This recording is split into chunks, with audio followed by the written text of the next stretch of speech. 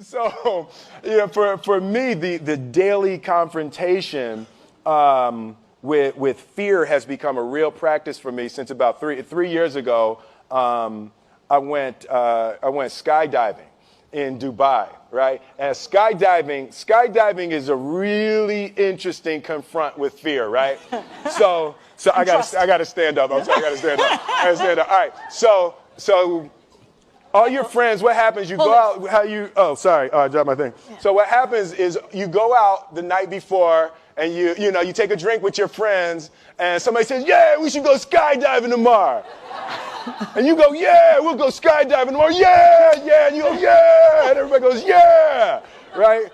And you go home and you by yourself, you're like, Right? And you're like, well, yeah, I mean, they was drunk too. Right? So maybe they not, maybe, I mean, we don't have to go. We don't have to do it. So then that night you're laying in your bed and you just keep, and you're terrified. You keep imagining over and over again jumping out of an airplane and you can't figure out why you would do that, right? And you're laying there and you have the worst night's sleep of your life, but you still have the hope that your friends were drunk, right? So you wake up the next day and you go, down and you say where you were going to meet and everybody's there. You're like, oh, shit. All right, cool. Right? So you get in the van and you don't know that your friends had the same night that you had because they're pretending like they didn't. They're like, yeah, man, my uncle's a Navy SEAL and, this is going to be great. I've been looking forward to this. And you're like, oh, my God. And your stomach is terrible. You can't eat and everything, but you don't want to be the only punk who doesn't jump out of this airplane. So you get there and then you have the safety brief. And you're standing there, and the guys will tell you, well, if the chute doesn't open, what's going to happen is what could happen? That the chute wouldn't open, right? So you do a thing, and what you do is your first jump, you're attached to a guy who is going, he's going to walk you out. So you go, and you get there, and there's an airplane, and nobody's stopping. Everybody's still going. So you get onto the airplane, and you're sitting there, and it's extra because you're sitting on some dude's lap, some stranger. He's sitting on his lap, and it's like, you trying to make small talk. Yeah, man. So you be jumping with people all the time, huh? Right? So, and then you just want to make sure, you got kids, right? You got people you need to see, right? You just want to make sure he's serious, right? So you get in there. So everything's normal. So you fly and you go up to 14,000 feet, and you notice there's a light. It's red. And it's yellow and green, right? So right now the light's red. So then you start thinking at some point the light's going to go green, but you don't know what's going to happen, right?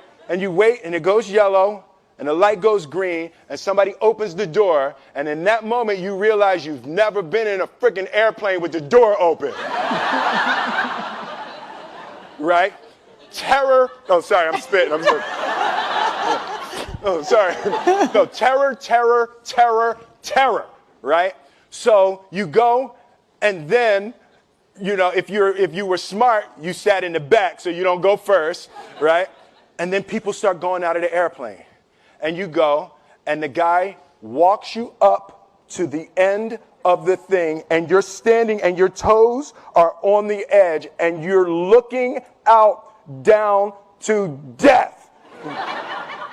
And they say, on 3. And they say, 1, 2, and he pushes you on 2 because people grab on 3, right? Right? And you go, and you fall out of the airplane, and in 1 second, you realize that it's the most blissful experience of your life. You're flying, right? It doesn't feel like falling, right? It's like you actually are kind of held a little bit by the wind, and then you start falling, and there's zero fear. You realize that the point of maximum danger is the point of minimum fear. It's bliss. It's bliss, and you're flying, right? And you're doing that, and then 20 seconds, 25 seconds, 40 seconds, and you have enough time to just kind of be like, oh, shit, that's that building. I like that one. Oh, you can see the ocean. right? You start doing all of that. And the lesson for me was, why were you scared in your bed the night before? What do you need that fear for?